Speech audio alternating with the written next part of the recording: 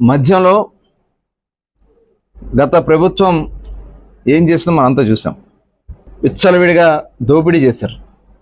ఇవాళ అందుకనే ఒక పాలసీ, ప్రజలకి నాణ్యమైనటువంటి లిక్కర్ని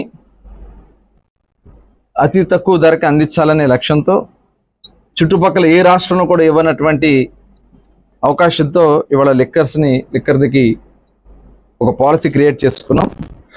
దీనిలో అటు రాష్ట్రానికి రావాల్సినటువంటి ఆదాయం, గతంలో వీళ్ళు దోపిడీ చేసినటువంటి ఆదాయాన్ని కూడా కట్టడి చేసే విధంగా, రాష్ట్ర ప్రభుత్వానికి వచ్చే విధంగా, ప్రజా అవసరాలకే ఉపయోగించే విధంగా ఇవాళ ఏదైతే ఇల్సిట్ కానీ, నాన్ డ్యూటీ పెయిడ్ లిక్కర్ కానీ, పక్క రాష్ట్రాల నుంచి ఇంపోర్ట్ చేసుకున్న లిక్కర్ని అరికట్టడానికి ఈ పాలసీని, ఆ ఆదాయం ఆంధ్ర రాష్ట్ర ప్రజలకి చెందే విధంగా ఈ పాలసీని క్రియేట్ చేయడం జరిగింది.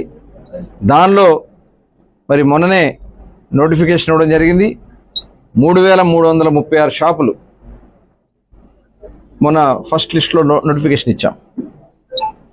ఈ 3336 షాపులకి ఒక్కొక్క షాపుకి 2 లక్షలు వాళ్ళు అప్లికేషన్ ఫీజు కట్టుకుని వాళ్ళు డ్రాలో పాల్గొనేదానికి అవకాశం వస్తుంది. ఒక మనిషి ఎన్నైనా కట్టుకోవచ్చు. అదే కాకుండా నేషనలైజ్డ్ బ్యాంక్ నుంచి ఎక్కడి నుంచైనా, భారతదేశంలో ఏ రాష్ట్రంలో నుంచైనా కూడా వాళ్ళు ఈ డ్రా సిస్టంలో పాల్గొవచ్చు.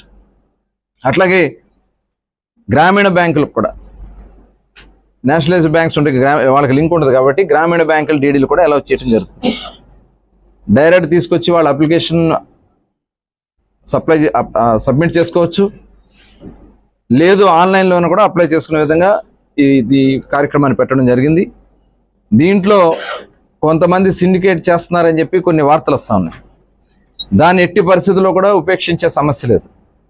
ఎవరన్నా సిండికేట్లు చేశారనే సమాచారం మాకు తెలిస్తే కఠినంగా వాళ్ళ మీద చర్యలు ఉంటాయి.